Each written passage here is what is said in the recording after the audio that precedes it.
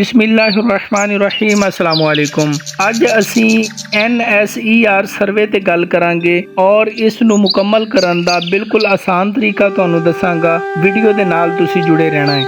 NSER survey ਜਿਸ ਨੂੰ national social economic registry ਵੀ ਕਿਹਾ ਜਾਂਦਾ ਹੈ, ਹਕੂਮਤ ਪਾਕਿस्तान ਦੀ ਤਰਫੋਂ ਚਲਾਇਆ ਜਾਣ ਵਾਲਾ ਇੱਕ ਸਰਵੇ ਹੈ। ਇਸ ਸਰਵੇ ਦਾ ਮਕਸਦ ਗਰੀਬ ਤੇ ਮੁਸਤਹਿਕ ਖਾਨਦਾਨਾਂ ਦੀ ਮੁਆਸ਼ੀ ਹਸੀਅਤ ਦਾ ਤਾਯੁਨ, ਉਹਨਾਂ ਦੇ ਸਮਾਜੀ ਤੇ ਮੁਆਸ਼ੀ ਹਾਲਾਤ ਬਾਰੇ ਮੁਖਤਲਿਫ ਸਵਾਲ ਪੁੱਛਣਾ ਹੈ ਤਾਂ ਜੇ ਬਾਅਦ ਵਿੱਚ ਉਹਨਾਂ ਨੂੰ ਹਕੂਮਤ ਪਾਕਿस्तान ਵੱਲੋਂ ਮੁਨੱਕਦਾ ਮੁਖਤਲਿਫ ਸਮਾਜੀ ਤਹਫਜ਼ ਦੇ ਪ੍ਰੋਗਰਾਮਾਂ ਦਾ ਹਿੱਸਾ ਬਣਾਇਆ ਜਾ ਸਕੇ, ਜਿਵੇਂ ਕਿ Benazir income support programme, Kafaalat programme, Benazir education scholarship programme, Nashonuma programme ਵਗੈਰਾ। ਤੇ ਇਸ ਵੇਲੇ ਮੁਲਕ ਭਰ ਵਿੱਚ ਬੇਨਜ਼ੀਰ ਇਨਕਮ ਸਪੋਰਟ ਪ੍ਰੋਗਰਾਮ ਦੇ 600 ਤੋਂ ਵੱਧ ਤਹਿਸੀਲ ਦਫ਼ਤਰਾਂ ਵਿੱਚ ਸਰਵੇ ਰਜਿਸਟ੍ਰੇਸ਼ਨ ਸ਼ੁਰੂ ਹੋ ਚੁੱਕੀ ਹੈ। ਗਰੀਬ ਤੇ ਮੁਸਤਹਿਕ ਖਾਨਦਾਨਾਂ ਨਾਲ ਤਾਲੁਕ ਰੱਖਣ ਵਾਲੇ ਲੋਕ ਜਿਹੜੇ ਮੁਖਤਲਿਫ ਸਮਾਜੀ ਤਹਫਜ਼ ਦੇ ਪ੍ਰੋਗਰਾਮਾਂ ਦਾ ਹਿੱਸਾ ਬਣਨਾ ਚਾਹੁੰਦੇ ਨੇ ਜਾ ਸਕਦੇ ਨੇ ਤੇ ਆਪਣਾ ਸਰਵੇ ਮੁਕੰਮਲ ਕਰ ਸਕਦੇ ਨੇ।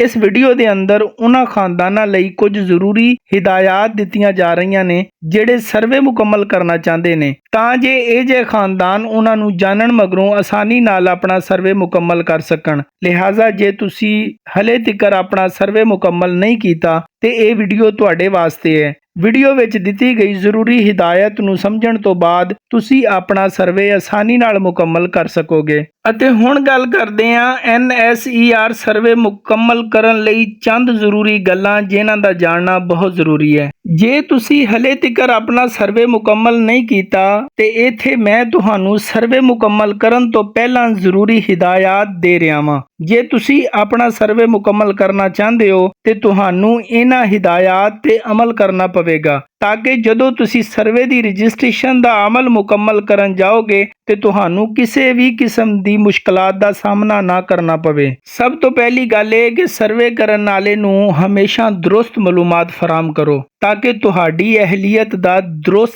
ਤਾਯੁਨ ਕੀਤਾ ਜਾ ਸਕੇ। ਤੁਹਾਡੇ ਸਾਰੇ 18 ਸਾਲ ਤੋਂ ਘੱਟ ਉਮਰ ਦੇ ਬੱਚਿਆਂ ਦੇ ਬੇਫਾਮ ਹੋਣੇ ਚਾਹੀਦੇ ਨੇ। ਤੇ ਤੀਜੀ ਗੱਲ ਇਹ ਹੈ, ਜੇ ਕੋਈ ਬੱਚਾ 18 ਸਾਲ ਤੋਂ ਵੱਡਾ ਹੈ ਤੇ ਉਹਦਾ ਸ਼ਨਾਖਤੀ ਕਾਰਡ ਹੋਣਾ ਚਾਹੀਦਾ ਹੈ। ਜੇ ਕੋਈ ਔਰਤ ਬੇਵਾ ਜਾਂ ਤਲਾਕ ਯਾਫਤਾ ਹੈ ਤੇ ਉਸ ਦੀ ਅਜ਼ਵਾਜੀ ਹਸੀਅਤ ਨੂੰ ਨਾਦਰਾ ਰਿਕਾਰਡ ਵਿੱਚ ਬੇਵਾ ਜਾਂ ਤਲਾਕ ਯਾਫਤਾ ਦੇ ਰੂਪ ਵਿੱਚ ਅਪਡੇਟ ਕਰਨਾ ਜ਼ਰੂਰੀ ਹੈ। ਜੇ ਘਰ ਵਿੱਚ ਬਿਜਲੀ ਜਾਂ ਗੈਸ ਦਾ ਕਨੈਕਸ਼ਨ ਹੈ ਤੇ ਉਹਨਾਂ ਦੇ ਬਿੱਲ ਹੋਣੇ ਚਾਹੀਦੇ ਨੇ। ਸਰਵੇ ਲਈ ਆਉਣ ਵਾਲੀ ਕੋਈ ਵੀ ਸਵਾਣੀ ਕੋਲ ਮੋਬਾਈਲ ਨੰਬਰ ਹੋਣਾ ਚਾਹੀਦਾ ਹੈ ਜਿਹੜਾ ਕਿ ਉਹਦੇ ਨਾਮ ਤੇ ਰਜਿਸਟਰਡ ਹੋਵੇ। ਜੇ ਕਿਸੇ ਸਵਾਣੀ ਦੇ ਘਰ ਦਾ ਪਤਾ ਉਹਦੇ ਸ਼ਨਾਖਤੀ ਕਾਰਡ ਦੇ ਲਿਖੇ ਹੋਏ ਪਤੇ ਤੋਂ ਵੱਖਰਾ ਹੋਵੇ ਤੇ ਉਹਨੂੰ ਸਾਦਾ ਕਾਗਜ਼ ਤੇ ਸਹੀ ਘਰ ਦਾ ਪਤਾ ਲਿਖ ਦੇਣਾ ਚਾਹੀਦਾ ਹੈ ਤਾਂ ਜੇ ਆਉਣ ਵਾਲੇ ਵੇਲੇ ਵਿੱਚ ਉਹਦੇ ਨਾਲ ਆਸਾਨੀ ਨਾਲ ਰਾਬਤਾ ਕੀਤਾ ਜਾ ਸਕੇ। ਇੱਕ ਔਰਤ ਨੂੰ ਆਪਣੇ ਘਰ ਬਾਰੇ ਪੂਰੀ ਜਾਣਕਾਰੀ ਹੋਣੀ ਚਾਹੀਦੀ ਹੈ, ਜਿਵੇਂ ਕਿ ਘਰ ਵਿੱਚ ਮੌਜੂਦ ਅਸਾਸੇ, ਜ਼ਾਤੀ ਜ਼ਮੀਨ ਦੀ ਜਾਣਕਾਰੀ ਵਗੈਰਾ। ਸਰਵੇ ਮੁਕੰਮਲ ਹੋਣ ਦੇ ਬਾਅਦ ਦਫ਼ਤਰ ਵੱਲੋਂ ਇੱਕ ਟੀਮ ਨੂੰ ਇਲਾਕੇ ਵਿੱਚ ਭੇਜਿਆ ਜਾਂਦਾ ਹੈ ਤੇ ਖਾਨਦਾਨ ਦੇ ਬਾਰੇ ਮਾਲੂਮਾਤ ਦੂਜੇ ਲੋਕਾਂ ਤੋਂ ਲਈਆਂ ਜਾਂਦੀਆਂ ਨੇ ਅਤੇ ਇਹ ਵੇਖਿਆ ਜਾਂਦਾ ਹੈ ਕਿ ਇਸ ਟੱਬਰ ਨੇ ਸਹੀ ਮਾਲੂਮਾਤ ਦਿੱਤੀਆਂ ਨੇ ਜਾਂ ਗਲਤ। ਜੇ ਗਲਤ ਮਾਲੂਮਾਤ ਦਿੱਤੀਆਂ ਜਾਂਦੀਆਂ ਨੇ ਤੇ ਕਾਨੂੰਨੀ ਕਾਰਵਾਈ ਕੀਤੀ ਜਾਂਦੀ ਹੈ ਤੇ ਖਾਨਦਾਨ ਨੂੰ ਮੁਸਤਕਿਲ ਤੌਰ ਤੇ ਨਾਅਹਿਲ ਕਰਾਰ ਦੇ ਦਿੱਤਾ ਜਾਂਦਾ ਹੈ। ਸਰਵੇ ਲਈ ਕੋਈ ਫੀਸ ਨਹੀਂ। ਜੇ ਕੋਈ ਤੁਹਾਡੇ ਕੋਲੋਂ ਸਰਵੇ ਦੀ ਫੀਸ ਮੰਗੇ ਤੇ ਕਦੀ ਨਾ ਦਿਓ ਅਤੇ ਫੌਰਨ ਮੁਤਲਕਾ ਦਫ਼ਤਰ ਵਿੱਚ ਸ਼ਿਕਾਇਤ ਦਰਜ ਕਰਵਾਓ। ਖਾਨਦਾਨ ਨੂੰ ਅਹਿਲ ਜਾਂ ਨਾਅਹਿਲ ਕਰਾਰ ਦੇਣ ਦਾ ਅਖਤਿਆਰ ਸਿਰਫ ਸਰਕਾਰੀ ਇਦਾਰੇ ਦੇ ਕੋਲ ਹੈ। ਜਿਹੜਾ ਬੰਦਾ ਤੁਹਾਡੇ ਕੋਲੋਂ ਮਾਲੂਮਾਤ ਲੈਣ ਆ ਰਿਹਾ ਹੈ ਇਹਦੇ ਕੋਲ ਕਿਸੇ ਕਿਸਮ ਦਾ ਕੋਈ ਅਖਤਿਆਰ ਨਹੀਂ। ਇਸ ਵਾਸਤੇ ਕਦੀ ਵੀ ਇਸ ਨੂੰ ਪੈਸੇ ਨਹੀਂ ਦੇਣੇ। ਸਰਵੇ ਮੁਕੰਮਲ ਕਰਨ ਲਈ ਦਰਕਾਰ ਦਸਤਾਵੇਜ਼ਾਤ।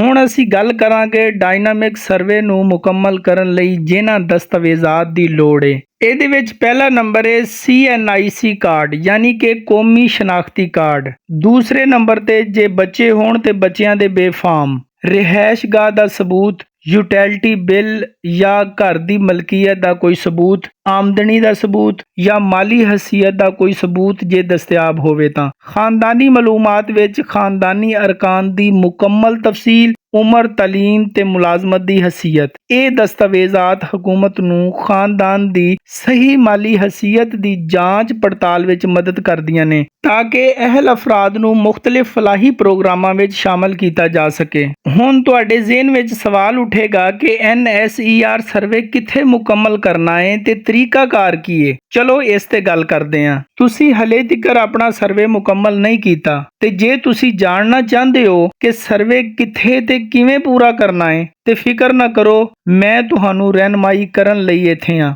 ਮੈਂ ਇੱਥੇ ਮੁਕੰਮਲ ਤਫਸੀਲ ਦੇ ਰਿਹਾ। ਇੱਥੇ ਦਿੱਤੇ ਗਏ ਤਰੀਕਾਕਾਰ ਨੂੰ ਸਮਝਣ ਦੇ ਬਾਅਦ ਤੁਸੀਂ ਕੁਝ ਸਾਦਾ ਜੀਆਂ ਚੀਜ਼ਾਂ ਦੇ ਇਕਦਾਮ ਕਰਕੇ ਸਰਵੇ ਨੂੰ ਮੁਕੰਮਲ ਕਰ ਸਕਦੇ ਹੋ, ਔਰ ਉਹ ਵੀ ਬੜੀ ਆਸਾਨੀ ਨਾਲ। ਇੱਥੇ ਇੱਕ ਗੁਜ਼ਾਰਿਸ਼ ਕਰਾਂਗਾ ਕਿ ਮਿਹਰਬਾਨੀ ਕਰਕੇ ਜੇ ਵੀਡੀਓ ਨੂੰ ਤੁਸੀਂ ਲਾਈਕ ਨਹੀਂ ਕੀਤਾ ਤੇ ਵੀਡੀਓ ਨੂੰ ਲਾਈਕ ਕਰ ਦਿਓ ਤੇ ਚੈਨਲ ਨੂੰ ਸਬਸਕ੍ਰਾਈਬ ਵੀ ਕਰ ਲਓ। ਸਭ ਤੋਂ ਪਹਿਲਾਂ ਜੇ ਗੱਲ ਕਰੀਏ ਕਿ ਸਰਵੇ ਕਿੱਥੇ ਮੁਕੰਮਲ ਕੀਤਾ ਜਾ ਸਕਦਾ ਹੈ, ਤੇ ਮੈਂ ਤੁਹਾਨੂੰ ਦੱਸਾਂ ਕਿ ਸਰਵੇ ਰਜਿਸਟ੍ਰੇਸ਼ਨ ਦਾ ਅਮਲ ਸਿਰਫ ਬੇਨਜ਼ੀਰ ਇਨਕਮ ਸਪੋਰਟ ਪ੍ਰੋਗਰਾਮ ਦੇ ਤਹਿਸੀਲ ਦੇ ਦਫ਼ਤਰਾਂ 'ਚ ਹੀ ਹੋ ਸਕਦਾ ਹੈ। ਸਰਵੇ ਨੂੰ ਮੁਕੰਮਲ ਕਰਨ ਦਾ ਕੋਈ ਹੋਰ ਤਰੀਕਾ ਬਿਲਕੁਲ ਨਹੀਂ ਹੈ। ਉਹਨਾਂ ਲੋਕਾਂ ਲਈ ਜਿਹੜੇ ਇਸ ਗਲਤਫਹਿਮੀ ਦੇ ਤਹਿਤ ਨੇ ਕਿ ਉਹ ਆਨਲਾਈਨ ਸਰਵੇ ਘਰ ਬੈਠੇ ਮੁਕੰਮਲ ਕਰ ਸਕਦੇ ਨੇ, ਮੈਂ ਉਹਨਾਂ ਨੂੰ ਰਹਿਨਮਾਈ ਕਰਾਂਗਾ ਕਿ ਹਕੂਮਤ ਪਾਕਿਸਤਾਨ ਨੇ ਆਨਲਾਈਨ ਸਰਵੇ ਮੁਕੰਮਲ ਕਰਨ ਲਈ ਕੋਈ ਸਹੂਲਤ ਫਰਾਹਮ ਨਹੀਂ ਕੀਤੀ। ਇਸ ਲਈ ਜੇ ਤੁਸੀਂ ਆਪਣਾ ਸਰਵੇ ਮੁਕੰਮਲ ਕਰਨਾ ਚਾਹੁੰਦੇ ਹੋ ਤੇ ਤੁਹਾਨੂੰ ਪਹਿਲੇ ਆਪਣੇ ਨੇੜੇ ਦੇ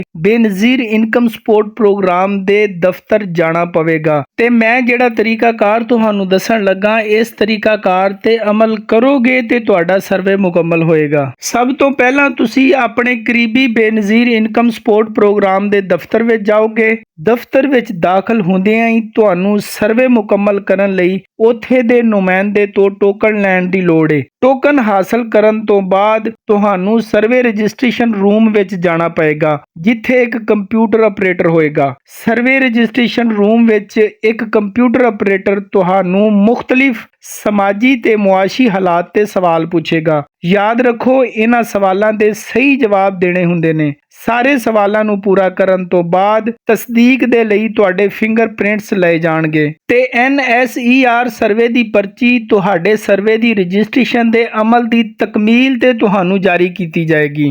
ਸਾਨੂੰ ਆਸ ਹੈ ਕਿ ਇਸ ਵੀਡੀਓ ਨੂੰ ਵੇਖਣ ਦੇ ਬਾਅਦ ਸਰਵੇ ਦਾ ਅਮਲ ਤੁਹਾਡੇ ਲਈ ਸੌਖਾ ਹੋ ਗਿਆ ਹੋਵੇਗਾ ਤੇ ਜੇ ਫੇਰ ਵੀ ਕੋਈ ਸਵਾਲ ਤੁਹਾਡੇ ਜ਼ਿਹਨ ਦੇ ਵਿੱਚ ਹੈ ਤੇ ਤੁਸੀਂ ਕਮੈਂਟ ਬਾਕਸ ਵਿੱਚ ਲਿਖ ਸਕਦੇ ਹੋ। ਯਕੀਨਨ ਅਸੀਂ ਹਰ ਕਮੈਂਟ ਦਾ ਜਵਾਬ ਦਿੰਨੇ ਆ। ਜੇ ਤੁਸੀਂ ਹਲੇ ਤੱਕ ਚੈਨਲ ਨੂੰ ਸਬਸਕ੍ਰਾਈਬ ਨਹੀਂ ਕੀਤਾ ਤੇ ਫਿਰ ਜਲਦੀ ਨਾਲ ਚੈਨਲ ਨੂੰ ਸਬਸਕ੍ਰਾਈਬ ਵੀ ਕਰ ਲਓ। ਜੇ ਤੁਸੀਂ ਪਹਿਲੀ ਦਫਾ ਬੇਨਜ਼ੀਰ ਇਨਕਮ ਸਪੋਰਟ ਪ੍ਰੋਗਰਾਮ ਦੇ ਦਫ਼ਤਰ ਜਾ ਰਹੇ ਹੋ ਤੇ ਤੁਹਾਨੂੰ ਨਹੀਂ ਪਤਾ ਕਿ ਤੁਹਾਡੇ ਸ਼ਹਿਰ ਦਾ ਬੇਨਜ਼ੀਰ ਇਨਕਮ ਸਪੋਰਟ ਪ੍ਰੋਗਰਾਮ ਦਫ਼ਤਰ ਕਿੱਥੇ ਹੈ, ਤੇ ਇਸ ਵੀਡੀਓ ਤੇ ਕਲਿੱਕ ਕਰੋ ਤੇ ਆਪਣੇ ਸ਼ਹਿਰ ਦਾ ਐਡਰੈਸ ਜਾਣੋ।